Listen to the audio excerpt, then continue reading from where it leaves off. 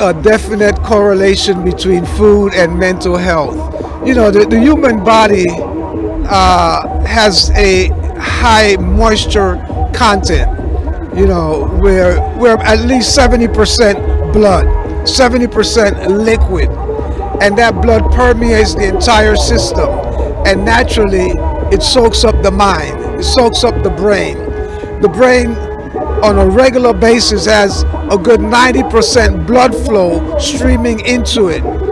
But in the brain area, that blood circulation slows down. It moves slower there than anywhere else. So if the blood is laden with toxins, those toxins are going to linger on the brain longer than we would like them to be. And I'm not talking just about the food toxins that we know ourselves by eating certain foods that generate a certain kind of waste, but even some environmental hazards, some lifestyle hazards, even the toxins that we consume from, say, even torching a herb, burning a herb like ganja. We extract a lot of the toxins out of it. And this toxin, as it goes into the bloodstream through the lungs, it hits the brain automatically right away. So we need to be careful and be conscious of how we're dealing with it. This is why in the science that I have observed, we definitely keep it live. We keep it raw. Because taking that herb, taking that fresh ganja in a juice form, then you don't activate the toxins. It's no different than boiling your herbal tea. And we know we don't boil herb tea, we just steep it. Because the more heat you apply the heat to herbs, the more toxins you're going to draw out. Yes, the herb is for the healing of the nation, and the herb does have tremendous, powerful medicinal value. But also we can activate the toxic element in the herb as well by going beyond the temperature we apply to that herb in the process of making it available to our system by exposing it to a heat that's higher than the highest recorded solar temperature on the planet ever. So yes, we can take it and make sun tea, we can juice it through a juice extractor, or we can just eat the fresh herb just like we eat any other fresh herb. And there goes the glaucoma, there goes all of the other issues that the herbs, especially the ganja, is designed to heal. So it's healing without the pain. Some of us call that pain irie, some of us call it, many different ways, but there's a toxic reaction that takes place. And it's the same thing with our food. So that blood circulating through the brain with dense, dried foods that are leaving toxins in the brain area, then of course we shut down our circulatory flow into the brain, less oxygen, less sugar, less protein, and the brain just dehydrates, dries up in the form of Alzheimer's or, something even more fatal. Because wine, drugs, bad food, wickedest enemy we have as a people. And the man who said Rastafari, Haile Selassie, and find himself in a rum bar drinking alcohol, he's committing suicide. And he's going far from the rules and the laws of His Majesty and what Rastafari said. But who is I to tell him that he is not Rasta? Because if him sign the death on the death roll, fine, you go on. I know that on the death roll. As a man of life, I come to live. That's why I praise a living king. I know you don't smoke marijuana, right? But do you consume it in other forms? Yeah, man. Herb is the healing of the nation, not the burning. I lose my locks for that. Like a brother named Peter touched through my for them things. I say I know Rasta. Because I know eat fish and I know smoke herb. Yeah, I see? So, enough for the one them right now. Like how now, everybody this legalization of ganja and this for ganja, that for ganja, every Rasta jump on it now, everybody. I jump off and not upon it because to the amount of jail where I go for ganja already, where I never know about. Just sooner or later I go hear them about for reparation for ganja, Babylon can't pay. I don't smoke because I don't deal with fire. I don't consume fire. So that's why I don't smoke. My liberty is before comb, scissors, razor, pot, spoon, fork, them so-called education, them so-called invention, that even a man could plan to build a spliff and build a chalice. My liberty is way before that. I live the first man liberty and creation to show the world that I are the first man and creation. So like, what forms do you consume in it? Yeah, man, me just blend me have all my herb, me just beat it up in a mortar and we blend it up in a blender, man, and make a juice. It's just another vegetable. Because everybody, oh, it was found on Solomon grave. If it find on Solomon grave, I don't want it because I don't name half a dead grave. I don't think they are Nancy's story, man. People, oh, it was Solomon found on Solomon grave, so we the man who don't consume herb, him no wise. And it have to find on a dead man grave to make you wise? Come on. Nah, man. And most of the herbs that them have now is poison. Most of them. The only place you might go and find like a real natural herb is this parish, Centennial. Same place up in a Bob Marley area there. Because the new herb that them have, it don't have a lot of gum in it. You can't get that gum. So you go to Centennial, those brethren still planting herb tree, will take 6 months and 9 months. Them have the original seed. All of the other one they make like the white fowl them. 6 weeks and it ready. Nah man, and you have to put miracle grow, round up, all kind of chemical pan it. So everybody like that smell. What's this poison?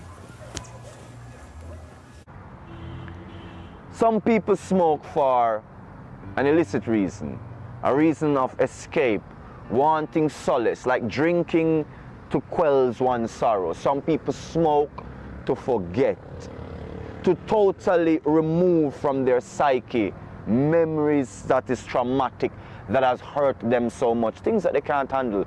They try to smoke it away in all the forms smoking take.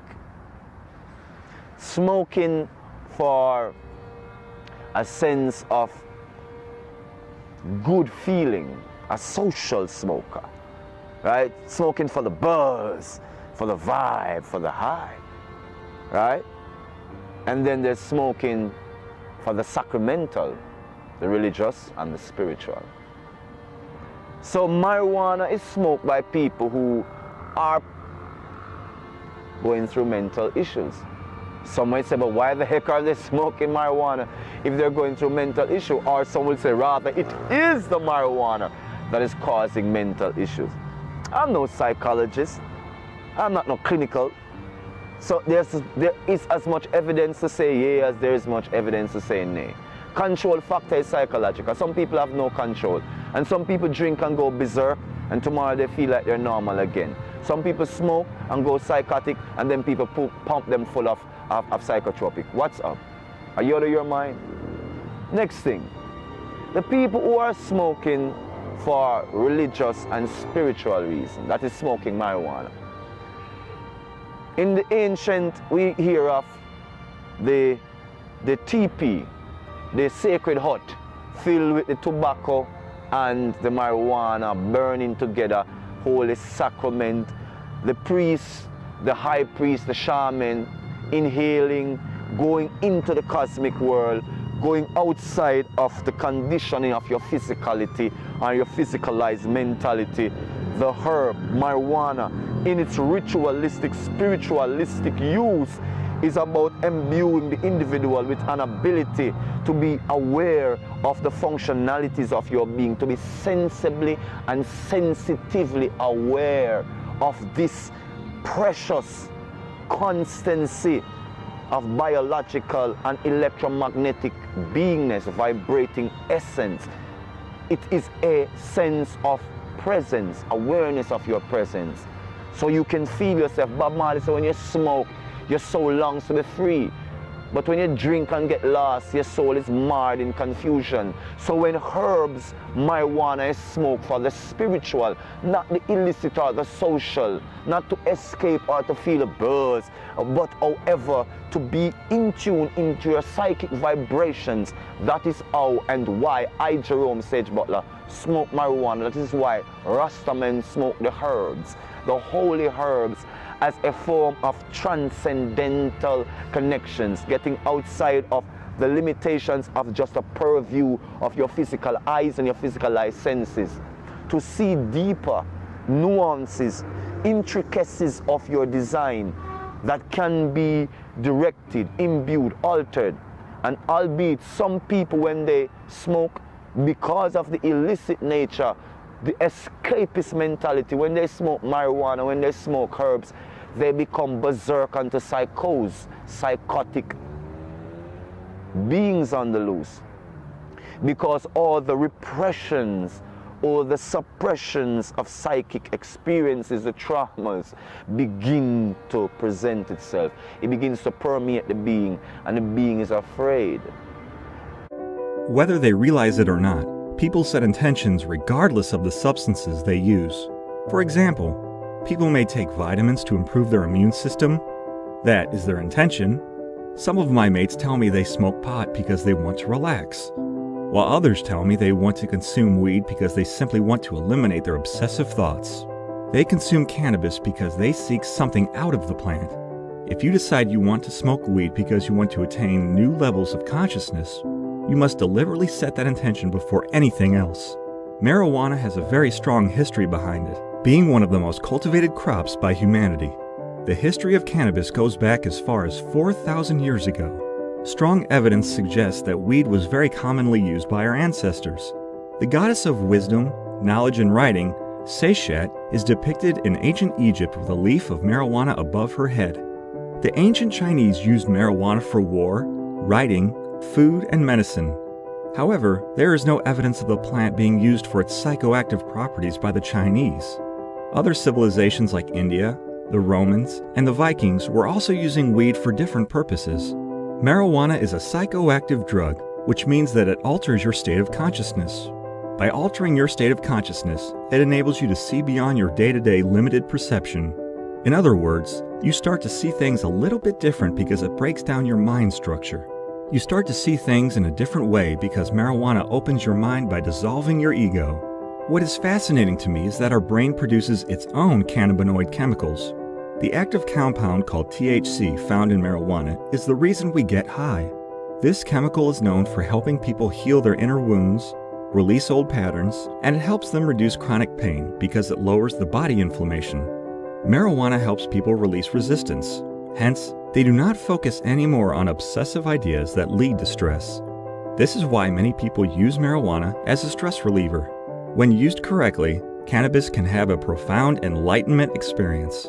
All plants possess unique frequencies, and they can teach you different things. Cannabis can teach you oneness, unity, surrender, how to be present, and it can show you how to let go. When a person's vibration comes in contact with the frequency of the plant, they must find a common ground in order to receive all the teaching of the plants. Find out how to match the plant's frequency, and the weed will become a great spiritual ally. People react differently to cannabis because they have different frequencies. If one's frequency is lower than the plant's vibration, they will feel better because the weed will help them raise their frequency. On the contrary, if one's frequency is higher than the plant's vibration, they will experience a decrease in frequency. A decrease in vibration may produce paranoia, obsessive thoughts, anxiety, worry, and other side effects. Learning how to quiet your mind is difficult, but it is important. I recommend you try something like meditation or yoga to improve this skill. There is no recommended dosage or any preferred administration method. Marijuana has 3 strains: sativa, indica, and hybrid. You need to find what suits you the best. In general, the effects of sativa among weed users are known for stimulating body energy, cerebral energy, an increase in appetite, enhances creativity, relieves depression, it is perfect for socialization, and it is used more like a daytime drug. On the other hand, indica strains are known for increases the body high, increases the dopamine level, decreases nausea, helps the mind and muscles to relax, and it is used more like a nighttime drug. The hybrid strain is a combination between sativa and indica. I wouldn't recommend smoking marijuana more than once a week, as you can easily develop addiction. You must do this by yourself. Try to find a quiet spot, preferably without any music or any other distractions in the background. Find your inner silence and enjoy the journey. Let me say it again. Stop smoking weed. It's not healthy. It's not healthy to smoke plants. All right? You don't take plants and fire it up and inhale the smoke and think that that's healthy. Now, I can hear the yells and cries and shouts and screams and cussing outs now. Have there been shown that people with certain conditions, it might have medicinal? Medicinal and recreational is different. Medicinal and recreational is different. You all know 99.9% of people are abusing it. Just like you can abuse them fake medicine sold in these legal drugstores and these pharmacies. You can abuse Tylenol. You can abuse aspirin.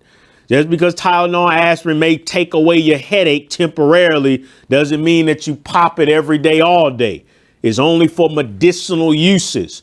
Anything can be abused. And marijuana and weed, if you don't use it in this strict, proper medicinal content, is dangerous. And I don't recommend it. I don't recommend it. And I recommend that we live a life and that we eat in a way to where it doesn't even need us to have to require to smoke plants anyway. It's not healthy to smoke plants, brothers and sisters. I know that some things can be used in emergency situations, but I'm talking about people who are pretty much weed heads and are doing it knowing doggone well you're not doing it for no medicinal purposes. You can lie to other people, you can lie to yourself, but you can't lie to the Most High. He knows every intentions of the heart. And most of you don't have no business smoking no weed. Here's some of the effects of smoking marijuana. You have trouble thinking and remembering, bloodshot eyes, dry mouth, increased appetite. That's dangerous. That's dangerous right there. We already the fattest, sickest nation in world history. And in black folk, we have worse obesity disparities, which is a comorbidity for coronavirus. So you don't want to smoke something that's going to increase your appetite. That's the last thing we need in this country. Fast heart rate, slow coordination. Marijuana smoke contains 60 chemicals called cannabinoids. 60. The best known of these is THC, which leads to the signs that someone has been smoking pot, the memory loss and random thoughts, as well as unsteady walk. It's not healthy to breathe in smoke. It has many of the same chemicals as tobacco smoke: ammonia, hydrogen cyanide, and formaldehyde. That's embalming fluid for dead people. Some of these chemicals are known to cause cancer. Most users smoke pot in a joint or water pipe, so they breathe the smoke straight into their lungs. Now, right now, no, there's no evidence that marijuana causes lung cancers, but people who smoke pot do show signs of damage and precancerous changes in their lungs, especially if they also smoke cigarettes. And a study published in 2013 in Cancer Causes and Control found that heavy marijuana smoking might raise the risk of lung cancer. It affects the lungs. We know that patients see their doctors with more symptoms, including coughing and wheezing, when they're marijuana smokers. And yes, marijuana affects how your brain works. Smoking marijuana shows that it reveals changes in blood flow to the brain involved in memory and attention. Heavy pot smokers in studies score lower than non-users on tests of memory, attention, and learning. The effects of smoking pot may be even more pronounced in teenage smokers than adults because their brains are still developing.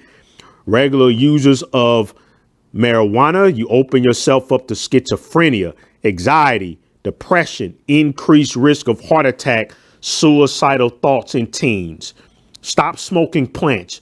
You just like we shouldn't be taking plants and beating them down into cocaine, heroin. We shouldn't be taking plants creating all these dangerous pharmaceutical drugs, creating all these fake processed foods. You shouldn't be rolling it up or doing whatever and lighting it up and then inhaling smoke. That's not natural, brothers and sisters. It's not natural, and it's going to come with, and it comes with serious health consequences. I am 100% against smoking plants. We want to eat the medicine foods of God. Eat the medicine foods of God. Not all plants are made for food, just like not everything that breathes and moves on the ground is made for food also, brothers and sisters. Yes, let's use common sense. Stop trying to support your addictions. Stop trying to make up silly reasons to support your addiction. You know you don't have no business smoking no plants. Leave it alone. Get rid of your addiction. Whatever void that you're trying to fill, that's not going to help. That's not going to help, brothers and sisters.